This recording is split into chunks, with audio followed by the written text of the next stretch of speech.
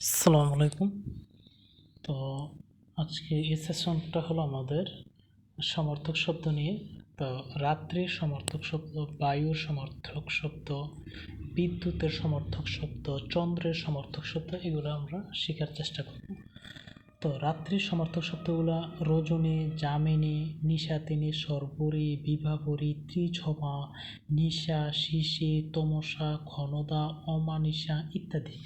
And এইগুলাকে আমরা যদি একটু ছন্দের সাহায্যে মনে রাখার ট্রাই করি তাহলে আমার মনে হয় সহজে আমরা মনে রাখতে পারবো। রজনী, যামিনী, নিশাতিনী, এগুলো শেষে কি আছে? নি আছে। রজনী, যামিনী, নিশাতিনী, এরা রাতের রানী, এরা রাতের রানী। শর্বরী, বিভাবরী, ত্রিজমা, রাতের তৃতীয় ভাগের ভয়ের থাবা। ত্রিজমা মানে কি? রাতের 3 ভাগের 1 ভাগকে বোঝায়। তো শর্বরী, বিভাবরী, ত্রিজমা, রাতের তৃতীয় ভাগের ভয়ের থাবা। নিশা, শিশি, তমসা, খন্দা, নিশা, শিশি, তমসা, খন্দা, অন্ধকারে ভয়ের থাবা, অন্ধকারের ভয়ের থাবা। নিশা, শিশি, তমসা, খন্দা, অন্ধকারে ভয়ের থাবা। অমানিশা, তামসী সখা, অমানিশা, তামসী সখা, অন্ধকারে রাতে চাঁদের দেখা, আমাবস্যার রাতে চাঁদের দেখা। তার মানে রাত্রি শব্দটার সমর্থকগুলো আমরা এই ছন্দ দিয়ে মনে রাখতে পারি। অমানিশা, তমসী সখা, অমানিশা, তামসী সখা, অন্ধকার রাতে চাঁদের দেখা। এবার আসি আমরা বায়ু। বায়ুর মাঝে কি আছে? অনিল, মরুত, পবন, সমীর, গন্ধবাহ, হ্যাঁ, বিলে, তারপরে ভাত, সমীরণ ইত্যাদি, প্রবঞ্চন। তা আমরা এটাকে একটা ছন্দ দিয়ে মনে রাখার চেষ্টা করি। ছন্দটা হলো অনিল, মরুত, পবন, সমীর। অনিল, মরুত, পবন, সমীর, 4 ভাইরা মিলে গন্ধবা আসে বিলে জিলে, গন্ধবা আসে বিলে জিলে। বাত আর সমীরণ, রাগে তারা প্রবঞ্চন, বাত আর সমীরণ, রাগে তারা প্রবঞ্চন। তারপরে আমরা চন্দ্রের সমার্থক শব্দগুলো শেখার ট্রাই করি। এই যেখানে চন্দ্রের সমার্থক শব্দগুলো লিখছি। তো চন্দ্রের সমার্থক শব্দগুলো তালব্য স দিয়ে শুরু, নিশা কর থাকে, লাস্টে কর থাকে, সুধা দিয়ে শুরু হয়, আবার ইন্দু, হ্যাঁ। তো স তালব্য স, নিশা, সুধা, ইন্দু, চাঁদের 4 বন্ধু। তালব্য স, নিশা, সুধা, ইন্দু, চাঁদের 4 বন্ধু। কারণ তালব্য স দিয়ে আমরা কি মনে রাখতে পারি? শশী, শশীধর, শশাঙ্ক।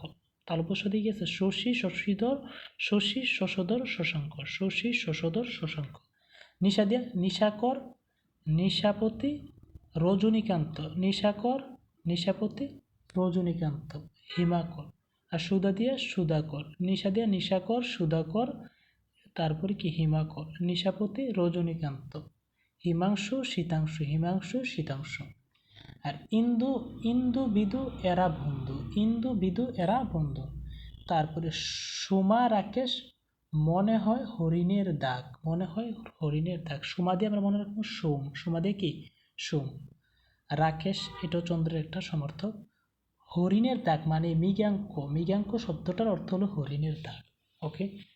তারপরে বিদ্যুতের সমর্থক শব্দ। বিদ্যুৎকে দেখলে মনে হয় চঞ্চল। বিদ্যুৎ দেখতে তো যখন আকাশে বিদ্যুৎ চমকায়, তখন বিজলি হয় যখন, তখন আমরা কি? চঞ্চল। তাই এর নাম চপলা বিজলি, চপলা বিজলি। বিদ্যুতের কিছু নারী লেডিস নাম আছে। লেডিস নামগুলো হলো কি? দামিনী, শম্পা, সৌদির মণি মানে সৌদামণি, সৌদামিনী, ঠিক আছে, সৌদামিনী। এখন দামিনী, শম্পা, সৌদামিনী, তার মানে এটা আমরা মনে রাখতে পারি সৌদির মণি, ঠিক আছে। এগুলো হলো কি? বিদ্যুতের লেডিস নাম। দামিনী মানে যাকে দমন করা যায় না, শম্পা মানে হঠাৎ চমকপ্রদ, এটা হলো শম্পা। শম্পা নামক মহিলাটা কি? চমকপ্রদ। আর সৌদিমিনী মানে হলো কি? সৌদির মণি, মনে রাখতে পারি। তারপরে অচিরা, অশ্নি, ক্ষণিকা প্রভা। অচিরা, অশ্নি, ক্ষণিকা প্রভা। অচিরা মানে কি? যা চিরস্থায়ী নয়। আর অশ্নি মানে এটা বজ্র, অশ্নি শব্দটার অর্থ হলো বজ্র। ক্ষণিক প্রভা মানে এক পলকের আলো, যেটা এক পলকের আলো, এটাকে আমরা কি বলি? ক্ষণিক প্রভা। তো বিদ্যুতের সমার্থক নামগুলো আমরা সহজে মনে রাখতে পারি কি? বিদ্যুৎকে দেখলে মনে হয় চঞ্চল, তাই তার নাম চপলা বিজলি। দামিনী, শম্পা, সৌদিমণি এগুলো হলো কি বিদ্যুতের লেডিস নাম। দামিনী মানে যাকে দমন করা যায় না, শম্পা মানে চমকপ্রদ, আর সৌদিমণি মানে সৌদির মণি বা মনে রাখতে পারি। অচিরা মানে যা চিরস্থায়ী নয়, অষ্টি মানে বজ্র, ক্ষণিক প্রভা মানে এক পলকের আলো। এবার আসি অন্ধকার। তো অন্ধকারের সমর্থক শব্দগুলো আমরা যদি মনে রাখতে চাই, তো অন্ধকার মানেই ভয় নয়, বরং তম এর রহস্য। তম এর রহস্য, যত অন্ধকার এ শব্দের সাথে কি থাকে, প্রথমে তম থাকে। তমসা, তিমির, তমস্রা, তম। তমসা, তিমির, তমস্রা, তম। তম দিয়ে শুরু হওয়া শব্দই মানে কি অন্ধকার। তম দিয়ে শুরু হওয়া শব্দ মানে অন্ধকার, ঠিক আছে।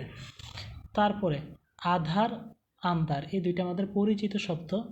অমা, অমানিসা, নিরালোক। অমা, অমানিসা, নিরালোক। অমা মানে আমাবস্যা, আমাবস্যা মানে কি গভীর অন্ধকার। নিরালোক মানে কি যেখানে আলো নাই, নির মানে নাই, আলোক মানে আলো, আলো নাই।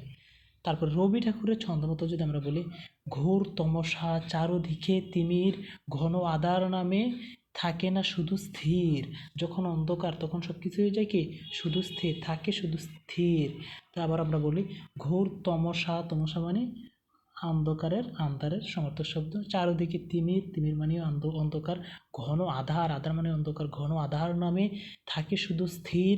অমানিসা, ঘনায় যখন নিরালোক হয় সব। তমস্রা, ভরে থাকে রহস্য অনুভব। এ তমস্রা, নিরালোক। ওকে।